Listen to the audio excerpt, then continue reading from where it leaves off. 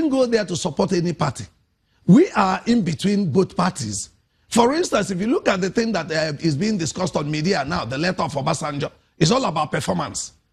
And if the executive is not allowed to perform, it's going to create problems. For instance, if you just say 42 billion naira is missing, and because of that, you now pass a resolution to stop award of contracts. These contracts, you've stopped their award. The organization got certificate of no objection from Bureau of Public Procurement, which means they went through that process and got the certificate of no objection before they went to the Federal Executive Council to get approval to fund this project. So if they had done this, asking them to stop implementing that program will not be the best.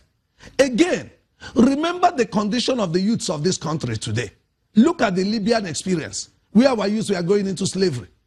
The youths in the universities today, because of lack of electricity, nightclubs and beer parlors and wherever they are playing football, where they use generator, becomes a gathering point for our undergraduates that should be reading their books. Research issues are having problems. So this project is a very important one.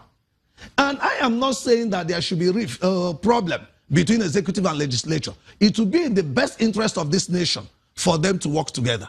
But in working together, I'm only saying, since it has been established that the 42 billion naira is neither here nor there, and the House has agreed, because even in the motion that Darlington Wokocha raised, he said that 9.5 billion was approved, but that the Minister of Power and Rural Electrification Agency went and gave contract for 42 billion.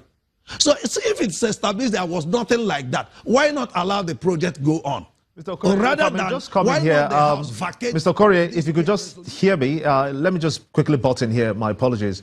But considering the mandate of the REA, which seeks to provide electricity for rural areas in the country, and side by side the EEP, which is the Energizing Education project, which the ministry is undertaking at this time, why can't this same be said for MDAs, for instance, who are huge debtors to discos at this time, and try to see that alternative sources of energy is provided within the MDAs even? Why confine it to just the education sector? Well, they have their reasons. Remember what they're doing. They said what they're doing now is the pilot scheme. And these pilots, they won't do everything. Like yesterday, there was a meeting at the powerhouse where the minister has said that they are planning to use solar in their ministry so that they can start to experiment. They will start using solar rather than the national grid source. That's what he said yesterday. But the Rural Electrification Agency feels that they need to target the universities and teaching hospitals where there is need for uninterrupted power supply. My brother, remember that National Youth Development Policy gave certain rights to Nigerian youths. You just finished talking about young people and political parties and all that. All these things we are saying, even the one that are calling a coalition of Nigerian movement now, how is even that coalition looking at the performance of the legislature? So what we are looking at here is, please, for goodness sake, for the purpose of getting our youths focused and directed and given proper direction, there is need to allow the Energizing Education project to fly. Let the legislature, since it's been established, there is no 42 billion naira fraud. Since it's been established that even the companies, they said that the companies do not have any record of achievements in that sector. It was discovered at the public hearing by the presentations made that some of these companies, one of them, they said, is working in 25 countries in the world. The other one, some of them, none of them was founded before 1970. They've all been operating and doing their work. And they said they invited 5 companies, not 2, like the allegation proved.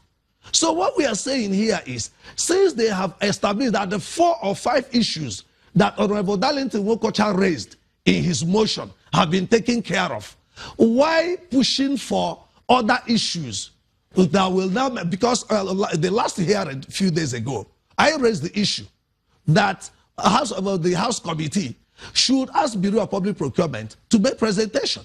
And the Bureau said they have their evaluation report before they gave the certificate of no objection. So there is no problem with the procurement process. So what is the thing now holding the vacation of this resolution? Mr. Okorie, I believe that the members of the House of Representatives are only looking for a way to clear out the issues around the power sector, because there are concerns about the fact that they believe, some quarters believe that putting the Ministry of Power, Works and Housing together, first of all, is too bogus. Seeing that power and housing are major concerns in the country. So do you think putting this kind of pressure on them is good? Is not going to affect their work? Come again? I said that the House of Representatives... Please come again. Yes. The committee is only trying